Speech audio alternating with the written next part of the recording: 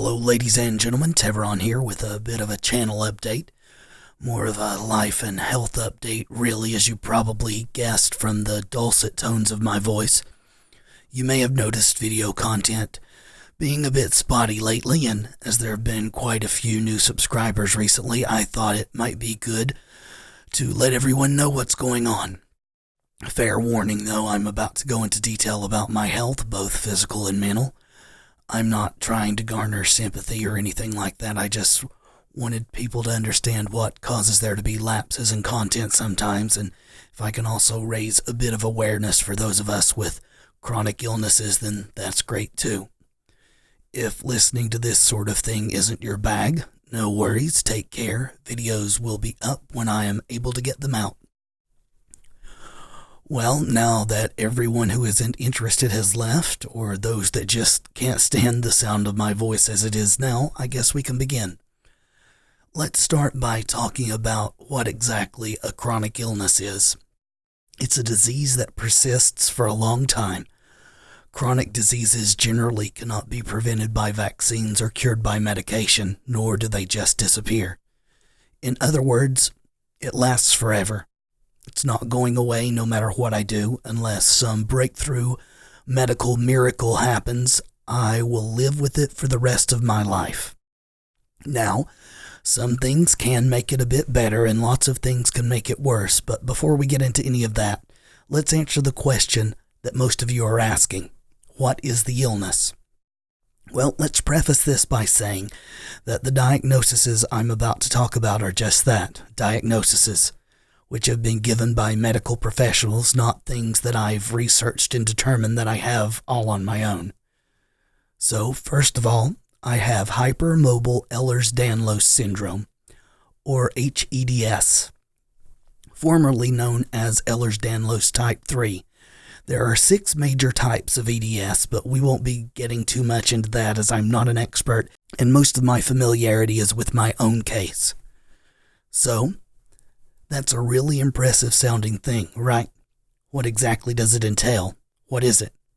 Well, EDS is a group of genetic disorders which are considered to be connective tissue disorders. Connective tissue being ligaments and tendons, the things that hold your bones together.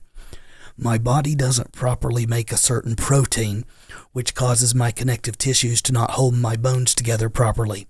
I'm constantly experiencing subluxations, which are partial dislocations, and more rarely for me, thankfully, full dislocations. It means I'm always in some amount of pain, constantly, sometimes more, sometimes less, sometimes to the point I can't function at all. Because my connective tissues can't adequately support my skeletal structure, my muscles try to take up the slack. This leads to more pain and fatigue.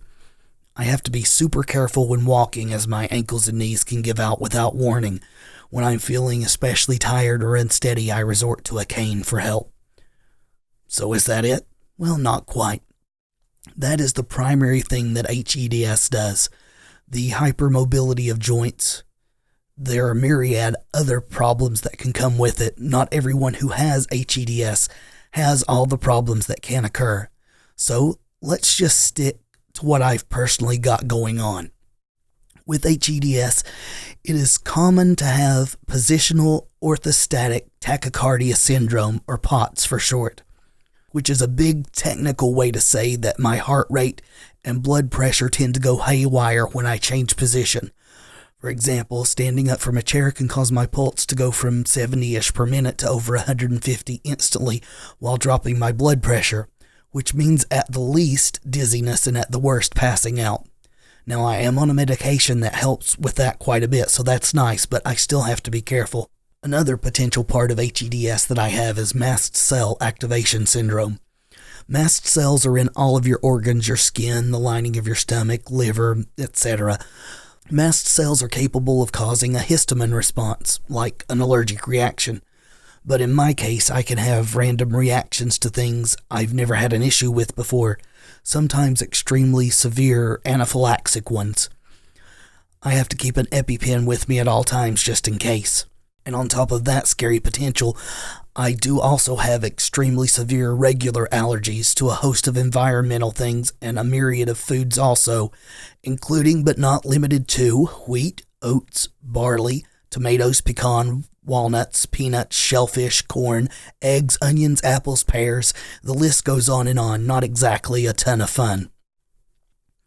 Recently, I've also been seeing an immunologist because blood work has shown that 2 out of 3 of my immunoglobulin levels are very low, both IgG and IgM, which explains why I've always been very susceptible to infections and illnesses and have had a very hard time getting over them.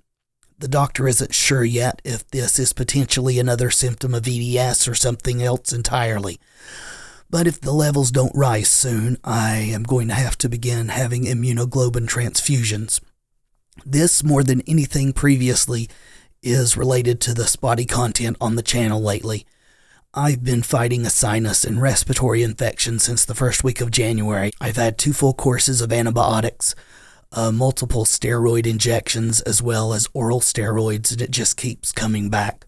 Right now, I'm on a very strong antibiotic that I'm going to have to be taking for at least 100 days, not only to treat my current infection, but to help prevent further ones until they can determine if I need the transfusions or not, which is another huge stressor for me because I have no idea how much that's going to cost. Even with my mediocre insurance, my regular medical expenses are already pretty tremendous, so not something I'm looking forward to, honestly. Speaking of stress, let's talk about mental illness too, shall we? There are a few more physical things I could talk about, but I think that's more than enough to give you a decent picture. I also have bipolar disorder, so with that comes the tremendous lows of depression and the giddy highs of mania, as well as an anxiety disorder that at times is pretty severe in and of itself. I'm just a ball of good vibes, huh? Here's the thing, though. Despite the illness, the pain, and all the other things I put up with on a daily basis, I still find my life to be one that's worth living. I've come a long way with my mental health over the last 10 years, which is not to say that I'm cured, far from it. These aren't things that can be cured, but I'm a long way from where I was. I've stopped self-harming. I haven't done so in almost 7 years now.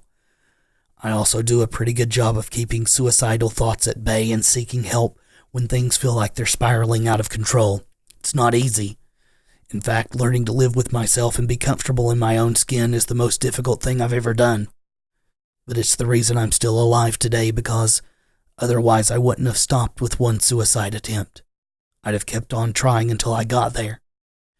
And honestly, I owe a lot of motivation for wanting to keep living and improving to my niece and nephews who give me such huge reasons to keep on persevering.